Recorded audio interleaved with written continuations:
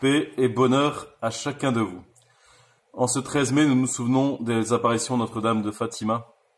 En 1917, Notre-Dame du Rosaire vient poursuivre ses apparitions, celles de la rue du Bac, celles de Lourdes, appelant ainsi le cœur immaculé à être vénéré et faisant découvrir à ceux qui écoutent l'importance de la pénitence pour vivre ainsi en étant greffés sur Dieu.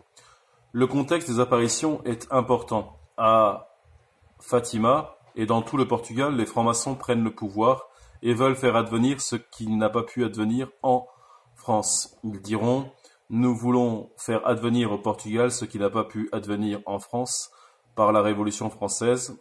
Les congrégations religieuses ont été chassées du Portugal. Ne restent sur place que celles qui s'occupent des pauvres. Toutes les congrégations d'éducation sont parties et ont été mises dehors. » Dans ce contexte, Marie apparaît à 3 petits-enfants, les appelant à être attentifs aussi à un autre contexte, celle de la Russie et d'un communisme qui répandra ses erreurs dans le monde entier. Et si l'on ne prie pas, vous le savez, une guerre plus grande éclatera dans une nuit de cristal, ce qui est accompli pour la Deuxième Guerre mondiale. Marie dira aussi l'importance d'être attentif à toutes les hérésies. Il y aura des erreurs graves, des hérésies dans le monde et dans l'Église.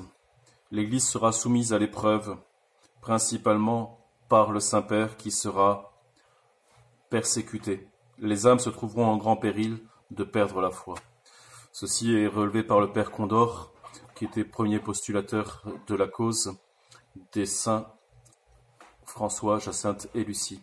Le Père Condor, qui était un prêtre que j'ai eu la grâce de rencontrer avant qu'un cancer ne l'emporte. Ce Père Condor qui disait simplement que les apparitions de Fatima n'étaient qu'une réalité du développement de l'Eucharistie, ce que je crois aussi. L'Eucharistie n'est pas vénérée comme elle se doit, alors Marie vient éclairer pour que nous puissions vivre profondément de l'Eucharistie, pour que nous puissions comprendre profondément que l'Église se reçoit dans l'Eucharistie et se donne pour les pécheurs, ce que le message de Fatima ne cesse de dire. Frères et sœurs, en ce jour, nous lisons ce chapitre 15 de Saint Jean et nous découvrons que nous avons à être greffés sur Dieu comme la vigne est greffée, et que le Père est le vigneron qui taille la vigne pour qu'elle porte du fruit. Disant notre chapelet, nous sommes purifiés par la parole de Dieu puisque nous gardons devant les yeux le Seigneur, puisque nous répétons ses paroles et puisque nous vivons ainsi de cette répétition des « je t'aime », notre cœur devient un cœur uni au Seigneur. Et l'Évangile nous dit aujourd'hui que le Père est ce vigneron qui vient tailler pour qu'on porte plus de fruits.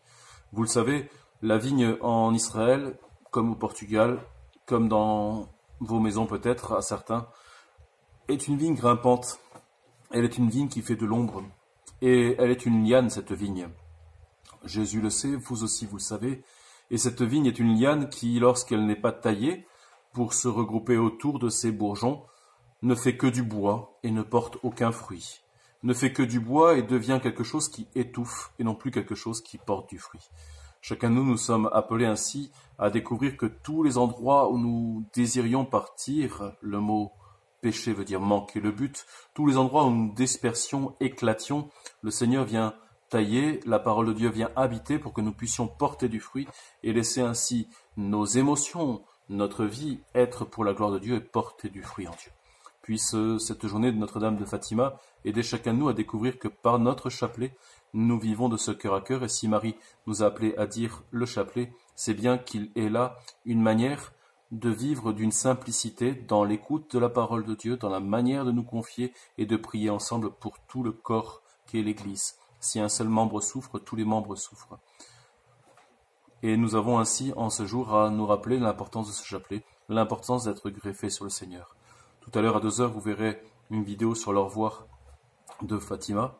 Et je prendrai le temps ce soir de revenir avec vous pour qu'on puisse déployer un peu plus ce message de Fatima. La joie du Seigneur est notre rempart.